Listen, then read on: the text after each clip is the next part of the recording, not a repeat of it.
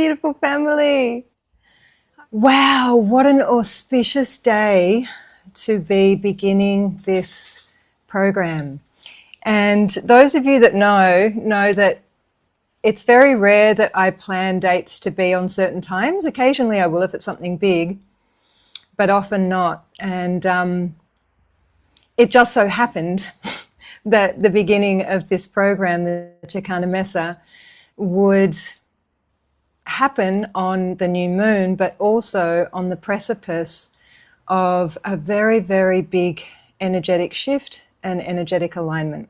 So I want to ask, who's been feeling really weird the last days? Either wiped out, strung out, like what the hell's going on?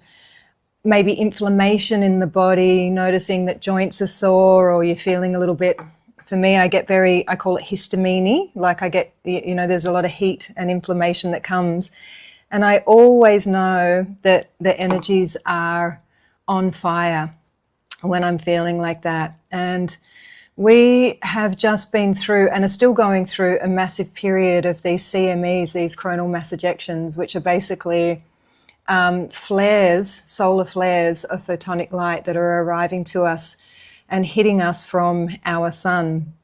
And I said to one or two people, you can kind of imagine like if you were standing outside in a rainstorm holding an umbrella and you got struck by a bolt of lightning, which is kind of a massive metaphor because this is how in the Andes, and I'm sure in many other cultures as well, how people were chosen to step on their spiritual path, to step on their medicine path, and actually even to become mesa carriers.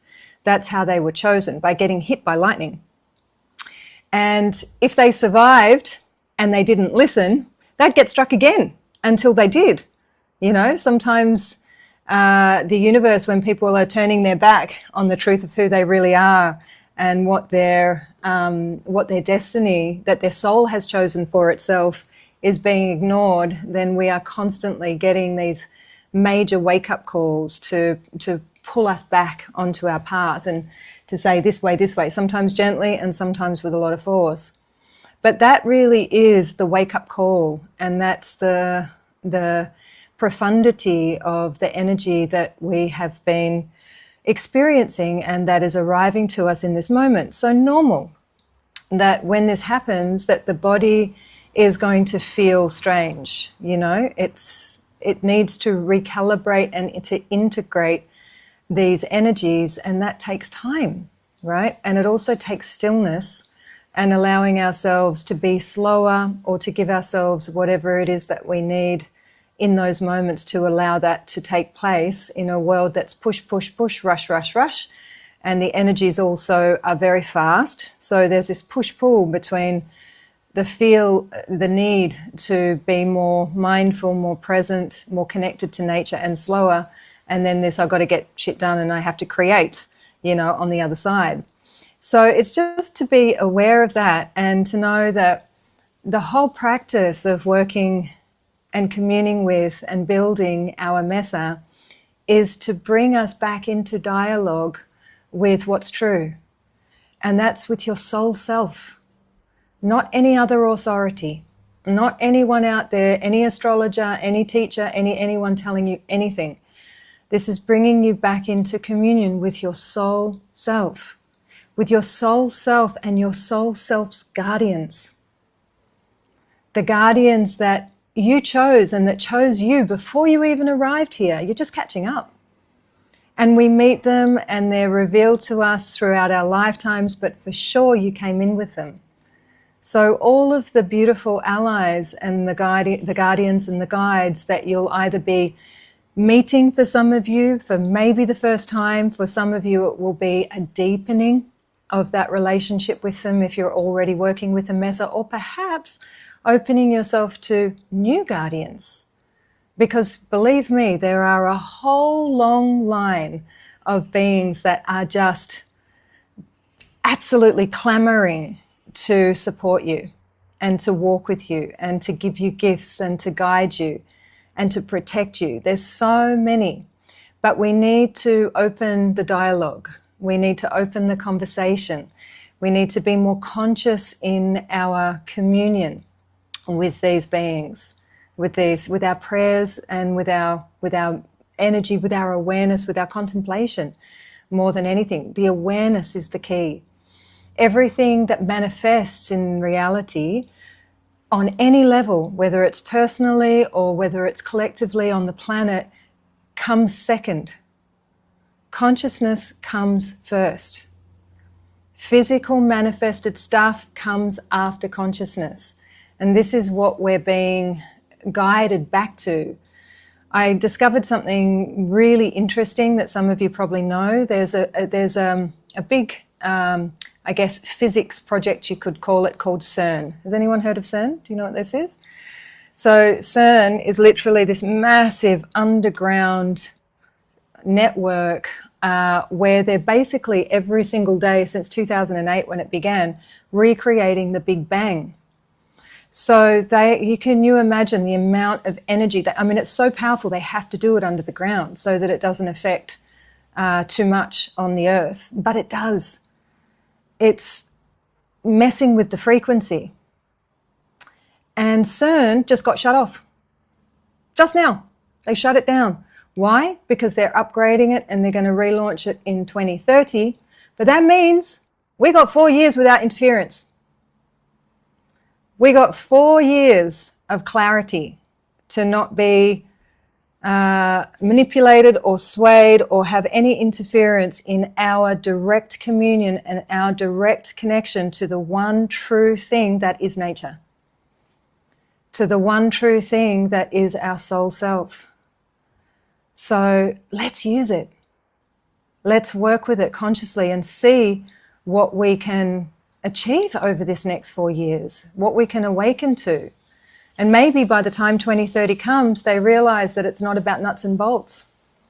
It's not about engineering, that there's a consciousness, an intelligence way higher that the ancient people knew of, that is the technology of this mesa, that does not require machinery, that can only be transferred and transmitted through the consciousness of every being in this universe, and realizing that there is no separation between the universal consciousness and us, between the consciousness of a tree, the consciousness of a mountain, the consciousness of Pachamama, the consciousness of our Nustas, the consciousness of our animal allies. So as we're working with the mesa, we're not calling upon something separate to ourselves, we are calling ourselves back. We are speaking from consciousness to consciousness. That's how the powerful, amazing Pacos, the shamans, the medicine men, the medicine women, literally move the patterns of weather, literally can move mountains, can bring rain, can shift clouds, can totally create what we would consider to be miracles. But they're not miracles, it's because they know themselves as that consciousness. They're not asking something to do something from over here and I'm pushing it. They're like, I'm moving and so it moves. Right? Imagine, this is what we are awakening and returning to knowing this. This is the path of what they call the Ultima Sayok in the Andes. These beautiful priests and priestesses that know themselves as not being separate to nature. And this is the path of the mesa. So we're also right today seeding on this new moon some very clear and powerful, even beyond intentions, like definite. We call them, when we say programs, when you hear me say the word program, I mean that not like the programs that we're trying to dismantle. When we talk about programming something, it's the most precise kind of prayer, because it's like through your feeling, through your intention, through your words, through your vision, you are coding in the same way that Amanda, who's an amazing web designer, would write code for a website. She is saying, this is how the page will be through the code that I give it. So when I talk about programming, that's what I'm meaning. It's the power and the clarity of the decisiveness of your prayer that then programs your reality, programs the quantum field to manifest, because consciousness comes first, matter comes second, right? So in the astrology, and I'm no astrologer, I just find it interesting how I know how I feel and how I'm responding and reacting to life. And so usually I sit with that first and have that dialogue with my soul self and with my guardians, what's going on here for me, so that I'm anchored in my own understanding of things first. And then I get curious, is there something going on out there? Rather than the other way around. Rather than that's affecting me, it's like, this is my experience and is there something that may be amplifying that? So we're in a thing called the Bar Bolts basket. We're about to go into it tomorrow, actually it starts. So today apparently is the seed for this. So this basket is a planetary alignment. There's all these planets sextiling other things, and it creates the shape, and excuse me for my crude astrology, because like I said, I'm not an astrologer, but I love the metaphor of this. It creates the shape of literally of a basket. And what's interesting about it is this astronomer, Barbault or Barbault, however you say it in French, this guy throughout the course of his life was like Nostradamus. His predictions, every single one of them pretty much has come bang on to fruition. And one of the biggest ones that he's very famous for that he predicted was the pandemic. He predicted the timing, he predicted what would happen and how it would happen, the whole thing. And he actually passed away in 2019, so he didn't get to see, he probably knew that it was wise to get out of there at that point, but he didn't actually see that prediction come to fruition. But his next big one after that was right now, starting tomorrow, actually. And it's a beautiful prediction, because what he said was, we are entering a period where there no longer needs to be chaos for the new to emerge. So not to say that the chaos that we're experiencing in the world is all of a sudden going to stop. It's not, because it has to happen. It absolutely has to. We cannot have a birthing of something new and fresh and clean if the old stuff isn't exposed and breaks down. It's horrible, it's painful, it's shocking, there's going to be more of it, and and it's also on fire at the moment. It's on steroids. It's happening faster and faster, and that's going to keep continuing until the middle of next year, according to the astrologers.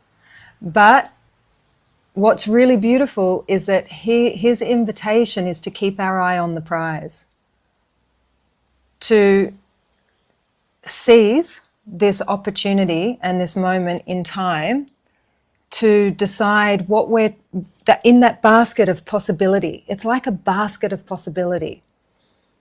It's like everything that perhaps you have been waiting even to step into. Maybe, I think the energy is very much for a lot of people, like maybe you felt a bit stuck.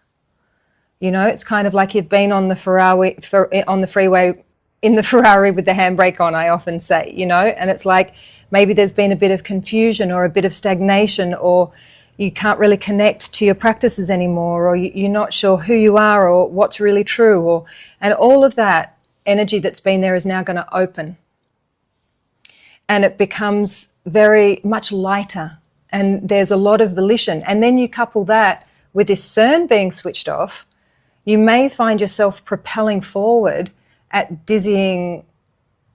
dizzying speed, and that in itself can be a little disconcerting. So I only say that because it's an awesome energy, but when you've been used to feeling so constrained and heavy and pushed down and not sure and all of this, like this, like you're pinned down, and then all of a sudden the volition comes and you go, then you also want to know that and have tools like we are working with our beautiful Mesa to keep us anchored and to keep us grounded. So as we begin this cycle of the sacred Mesa together today, my question to you will be, you have this beautiful basket with all of these possibilities. So if you can imagine that you're walking through the cosmos, through the quantum field, like it's a garden, like it's a field, you know, I visualize, I see the fields in the Andes, because this is how the ancient people lived and worked. This is what they knew. So every solstice, every time they seeded, they weren't just seeding, you know, quinoa and mamasara, the corn, and all of the things. They were also seeding their prayers for their families, their prayers for their communities, their prayers for themselves. But they were also aware that those seeds are cosmic. Those seeds are us. There's an even higher, if you zoomed out, there's an even higher possibility, an even more infinite possibility that breaks the glass ceiling on anything that you could possibly imagine. They're the seeds that you're planting. This is the opportunity that we have in this moment to really even go beyond what we believe, what we think is possible. And we're seeding them from the heart, you know, especially because this new moon, of course, is in Cancer, which is all about feeling. It's all about coming home. It's all about, well, feeling. So rather than I'm going to think about it's like, what is in your heart's desire, and let that be the program. Let that consciousness manifest into reality. Consciousness comes first. So with our mesa, this is just the most beautiful, auspicious time for us to be starting this program. Because the mesa is a direct reflection of the cosmos. The mesa was given to the elders by the star ancestor beings from a constellation called the Chakana, Chaka-ana, Chaka, the bridge, the cosmic bridge between heaven and earth, the rainbow bridge of the seven rays. And that living sky, that living altar of that constellation of the Southern Cross, reflected as a geographical altar here on the earth. So when the ancient people sat with this and received this guidance and this wisdom from the ancestors of the stars, the masters, the teachers, they anchored that into geography on this Pachamama. And of course, the Mesa tradition comes from the high Andes, not only in Peru, but up in Ecuador as well. They work with Mesa. And so the different directions of the Mesa were literally a mirror of the directions that were given to them by the Southern Cross. And each one of those directions, each one of those portals had very specific gifts, very specific energies, very specific frequencies of abundance, of harmony, of love, of protection. And they helped to teach us how to live in harmony, to manifest, to co-create in right relationship with Pachamama in all areas of our lives.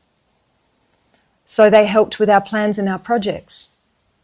It helped with our relationships with ourselves and with others. It helped with our spiritual path, our awakening, to be the best seeds that we can be, so that at the end of our life, when we're returned to the earth, thousands more like us can come. It helped us with our health and our well-being, to stay strong and vital while we were here on Pachamama. So our Mesa is all about this beautiful Andean principle, the guiding principle of Aini, of sacred reciprocity. Aini really is to be in service. The Mesa was given to the people. I won't tell you the story now, because in this week's videos you're going to watch, you'll receive that story, so I won't repeat it. But the Mesa was given to the people as a reminder of this principle. That when we sit in front of our mesa, the first being to receive is you. All of the energy, once our mesa is activated, which is going to happen at the end, we're going to program our mesa at the end of this program, and I'll tell you why in a minute. But once our mesa is activated fully and completely, and we sit in front of it, the chakana activates. It's like a portal, a holograph. It's just so epic. And as I'm saying it, I don't know if you can feel it, but it doesn't take nuts and bolts. It's not a technology that needs an engineer to screw shit in. It's like this is a living field of intelligence and consciousness. And you can see it. You can see it through the eyes of your heart. You can see it perhaps in your third eye, whether your eyes are open or closed.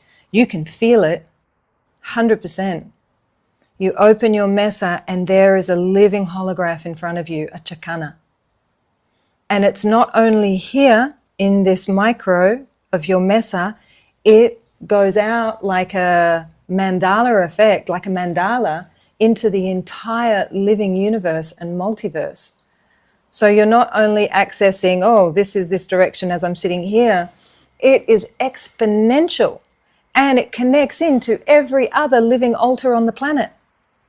So you're all of a sudden working together with all the other people on the planet that are praying in any way, shape or form.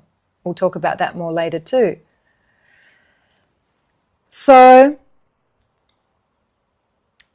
the most important aspect of our mesa, and also for ourselves in our journey and to navigate through these very big times that we are in, as I said before, is the dialogue that we have with self, with our soul self, and the dialogue that we have with our guardians.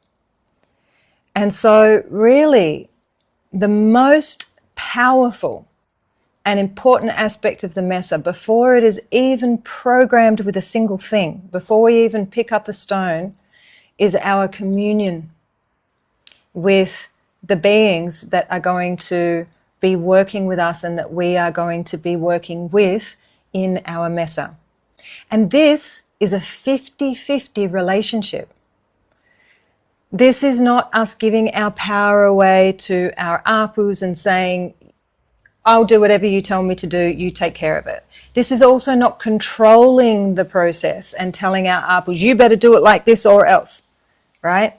This is 50-50. I had someone reach out to me and say, when I started working with, or she hadn't worked with the mesa, she'd worked with other things, and she was asking me about the mesa. And she said, I found, and the wind's coming now, so this is an important thing. She was saying, I was getting really thrown around. The energies were so strong because, the guardians, they just took over and no, the guardians do not take over. You do not allow the guardians to take over. This is a communion. This is a relationship. Think about look at it even like a physical relationship. If you were in a dominant relationship where one partner was like all the time and you were, okay, is that healthy? That's not a healthy relationship. That's not balanced. That's not harmony. We're working together with our guardians. Sometimes I've had the apus arrive to me, Apu Waskaran most recently, with a very strong request. And I was like, hang on a second, I don't know about that. I'm not sure if that's feeling right for me. I need to just sit with that for a moment, You don't have to say, oh my God, Apu Waskaran just manifested, because he did. He fully manifested in form in my dream with a proposition. And that's pretty amazing. That doesn't happen often. And I was lucid in the dream, so I was very aware of the interaction. And there was a lot of energy in the body. There was a huge amount of energy in the body that I could feel. And I had to say, no, actually, that doesn't feel quite right. And he's like, okay, respect. Okay? So don't feel that, oh my God, my mess is taking off with me. If it is, then that is a metaphor for you in your life. They're showing you, if that's happening, then they're trying to show you, hey, you need to get more sovereign. You need to own your 50%, pull your energy back, come into your power, and we stand with you in that, right? So we're really at that place now where we're being asked to stop giving our power away, to stop leaking our energy, and to call ourselves back into our Chalbin, into our center, right? That's how we're going to best be able to navigate through these huge energies, through this massive time of awakening, and come back to what's behind the obvious. Because the obvious is all of the stuff that's going on out there that's pulling our attention out, isn't it? That's where we lose our energy, because we're out here looking at what's going wrong in the world, what's challenging in our lives, what this person did, what's happening there, and it's all out there, out there, out there. Whereas the Mesa is, again, encouraging this conversation, this dialogue with the soul self, with your essence, that's your essence, and with your guardians to cultivate and stabilize in what's important, which is what is happening back here, behind that screen, that projection. Because when we are strengthening and stabilizing in this, then all of that gets a bit easier. You know, even when stuff gets big, we're like a catamaran rather than a sailing boat. Talking about sailing, because we've been speaking about that a lot lately. Some of the girls know. We are on a catamaran with two, you know, we're stable on the water rather than getting tossed around. And that's the best and greatest gift that we could really be receiving in these times, isn't it? And then worlds open up, kingdoms, miracles. The Mesa has assisted me through the biggest, most challenging times of my life, even losing a business and going bankrupt. Like, it was big. I lost everything.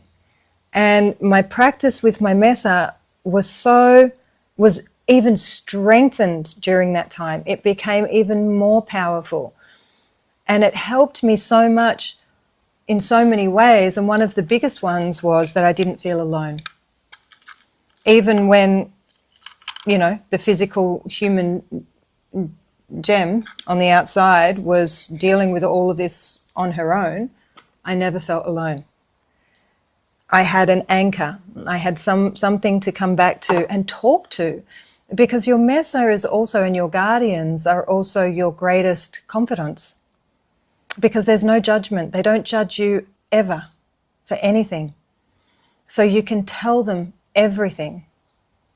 You can ask them for what it is that you need in your life. We'll get to this later down the track, but you can program your Mesa for sleep, to work on behalf of you while you're in your dream time, to protect. If you're a facilitator and working in ceremonial space, you really got to have a Mesa. I mean, you know, everyone's going to do what feels right for them, but it will change the game if you do, for yourself and the amount of energy that you have to use, and for the power of your space, for the impeccability and the clarity of your ceremonial space.